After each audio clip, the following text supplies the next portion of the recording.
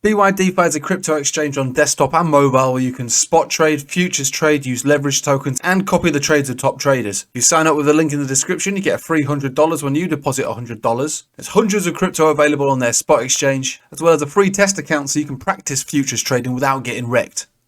BYDFi.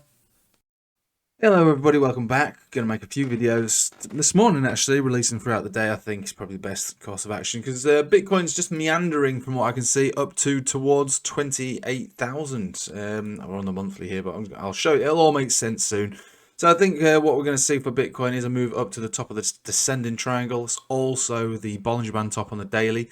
It's decent. We've got a support so far on the Bollinger Band center, so it looks good enough for me to assume that we will reach the top of this Bollinger Band and that 28,000. The 4 hourly time frame again, meandering, slow and steady, but probably at some point soon towards that 28,000. It's just short of 28,000 to be fair. Breaks above this will have continuation into the 29s, and actually that'll be a technical breakout at that point. But until we see something like that or evidence to suggest that it has the power to do that, yeah, just short of 28,000 is where we're going to go. The S&P closed quite nicely yesterday, so we broke out of this this major resistance that we've been sat in for a while. I've been saying for a while that the lows are in for the S&P and stocks generally speaking, and we've got a bullish chart. Despite the ascending triangle formation that we were stuck in, it's a bullish formation for the most part. They most likely break out than break down. And we're headed towards this 4,300, which is a resistance, which might end up being a rejection point. That's only going to see a pullback of maybe, I don't know, 5 or so percent. Golden cross retest is what we'll be looking for, whether it's the exponential or maybe even the simple moving average, which is just below the formation that we've broken out. The reason I say that this, even though this is bullish, the closer you get to the end of an apex on a formation like this, whether you're bullish or bearish on it, normally results in a fake out. So I would expect, to be honest with you, I would expect to see a rejection from here, and one that might even take us down towards here and a little bit lower, getting a support on your 200 simple and then bouncing up from there. Talking daily term time frames. So Captain Noob Master, when you wake up on Monday and this hasn't all worked out, by lunchtime, it's because I'm looking at a daily, so this could take weeks to play, maybe even for the rest of this month.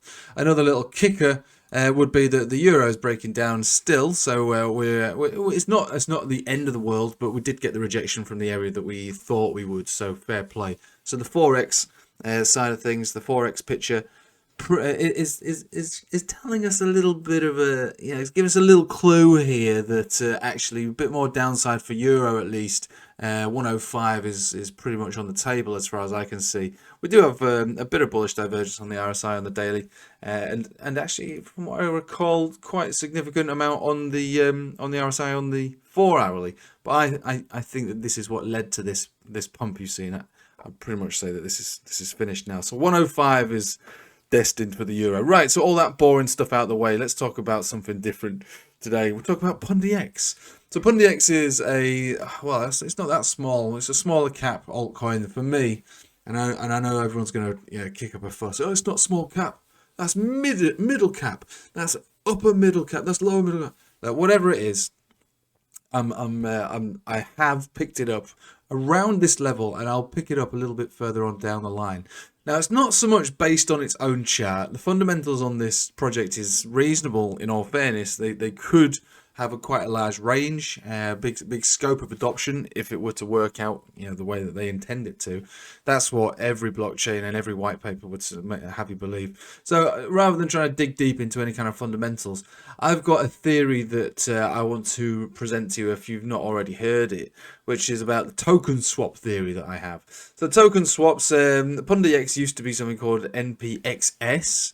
It doesn't really roll off the tongue very well, but it used to be that. It looked a little bit like this. The last bull market, it came into and just basically plummeted, went down and down and down, and had these sporadic pumps up, like what we've seen here on Pundix, right?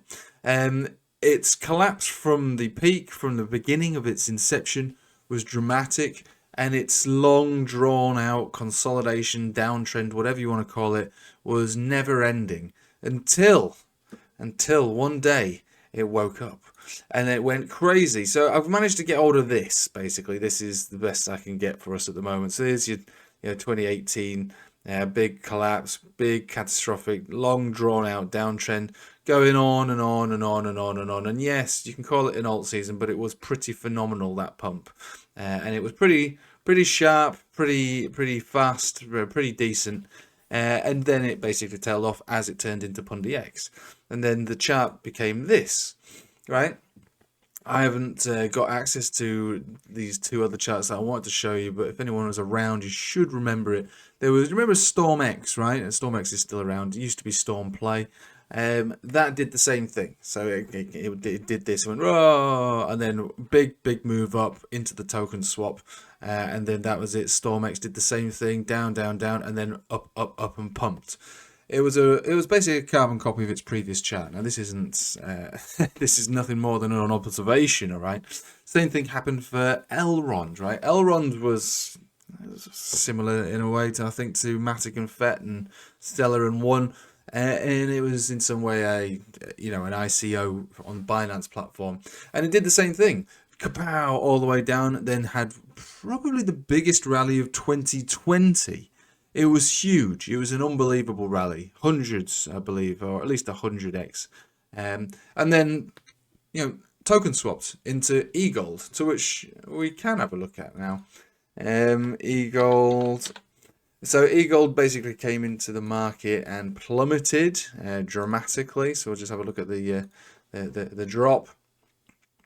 It doesn't look that bad anymore, does it really? When you see what happened to it, this is part of the point I'm trying to put across, to be fair. So this is what it looked like.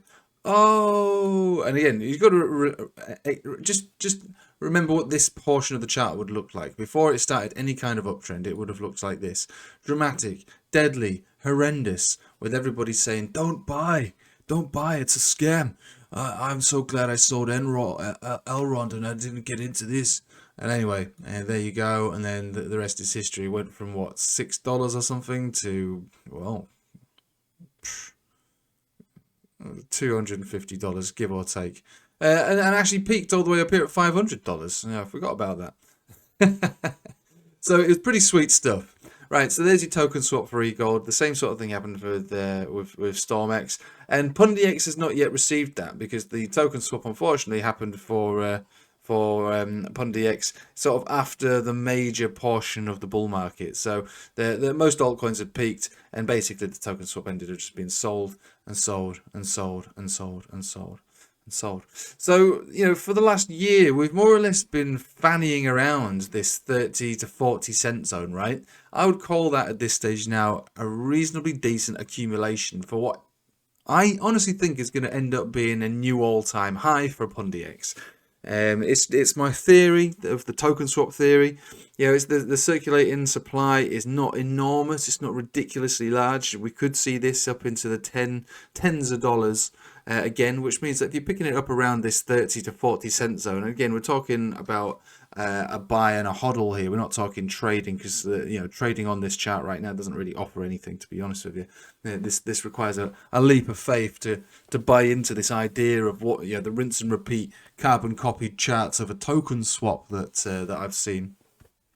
I think that this is a reasonable thing to buy for the long haul, really. And if we are talking, a return to at least its previous high, which is just short of $10 or so, we pick it up around here. You're talking that's a 25x to that level. And once you get to a 25x, if it does decide to go to a blue sky breakout, another 100% move from there, that's a 50x. And a 200% pump from there is a 100x. So I'm not saying that this is where it's going to go. I always find it, hard, or it's impossible really to predict exactly where something's going to go. But what I am trying to put across to you is that this is a project which is not it's been around for a while, and like I said, the utility to it is trying to suck up as many users, especially over in Asia, which seems to be where crypto seems to be headed, to be honest with you. For payment platforms and buying and selling crypto on a day-to-day basis. So they do have a goal, and if we all believe that crypto is going to be in some way the future, then Pundix might be part of that future. But again, I'm not a fundamentals guy, I'm a technicals guy, and the technicals on this chart just look like a downtrend with an accumulation between 30 and 40 cents, with a target of its previous high of around $10, which is a 25x. So like I say, scooping it up between 30 and 40 cents, it seems like a reasonable thing to do. Now, just trying to apply the short-term technicals on this. Yeah, we do have some bullish divergence on the daily, so that's fine. We are downtrending to the max. But one thing I was looking at last night on the live stream was how the top cap altcoins seem to be showing relative strength in comparison to Bitcoin at the moment. Bitcoin's not all that bad. Ethereum looks like it wants to move to 2,000. XRP looks like it wants to move between 60 and 90. Litecoin looks like it wants to move up into the hundreds. So we might actually start to see some altcoin madness. And if you are looking to try and trade this as a quick trade, bots could work quite well on this one. This is something else I was going to bring to the table. Back in the last bull market, the Pundix chart reminds me a little bit of how Holochain looked, to be honest. Holochain was a similar kind of vibe. Holochain was up and then just down and down and down forever. There's your March crash. And it did have these sort of big pumps. They don't look big on this chart, but they are. They were big. They go up, they sell off. They go up, they sell off. They go up, they sell off. It did that quite a few times before it finally did its 35x in the bull market. So, if there is a chart to overlay, and I know this is just really not how to trade, I'm just trying to, put something to you that something that you can visualize really. If there is a chart that I think Pundix is going to look a little bit like, I think it's going to look a little bit like the Holochain chart, and I think it's going to perform in a similar way, which is going to be like this. So this is the chart. This is effectively the downtrend. We just downtrend. Obviously, there was a black swan here, and between here and here is your 30 to 40 cent equivalent for Pundix, and then we see that 35x type vibe go on. So at the moment, Pundix is not a popular token, and nobody really wants it. Why would you?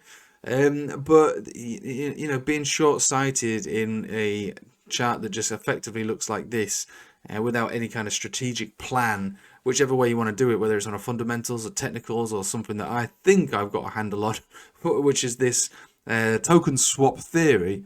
Then I just think it would be a shame not to put something in here for what is going to, in my opinion, be at least a 10, but probably more like a 20 to 30x on a coin like this at this level. But remember, this is a hodl. You've got to wait for the mania phase to kick in. The mania phase isn't going to kick in until somewhere around this area, around here. So we could be sitting around here for quite a while. However, alt seasons usually happen once every year. You could get out at certain levels. Maybe you could see Pundix reach something along the lines of around $2, between $1 and $2 in the interim. And you could take yourself out of that trader at that level. But if you're not particularly fussed about that, you're not in any rush to realize your gains, you let it run for the long haul. So I think Pundix is a decent long-term position in all fairness. And when I'm talking long-term, I'm really only talking 2 years, to be fair, which is not long-term. If you're looking at stocks and things like that, I mean, 2 years to receive 1,000 to 2,000% is really, that's not a long-term position. That's pretty short-term stuff for such sizable gains. Anyway, I will leave it with you there. There's nothing much more to say on it. It's not my usual style of video, but it's something I wanted to put across. It's I've stuck a fair bit into this, more or less at this level. I think this is a reasonable support around the 38-cent zone. It could go up from here, it could go down from here, but the idea is that you're not focused particularly on the pennies. You're going to be focused on the dollars really later on down the line. So whether you bought it at 30 or 40 cents, it's kind of, it's going to be pretty irrelevant, to be honest with you, in a couple of years when this reaches between 10 to 20 or maybe even more dollars, and I'm pretty confident that it will. Anyway, I'll leave it with you there. Thanks for watching. Hope you have a nice day and a good weekend. Take it easy.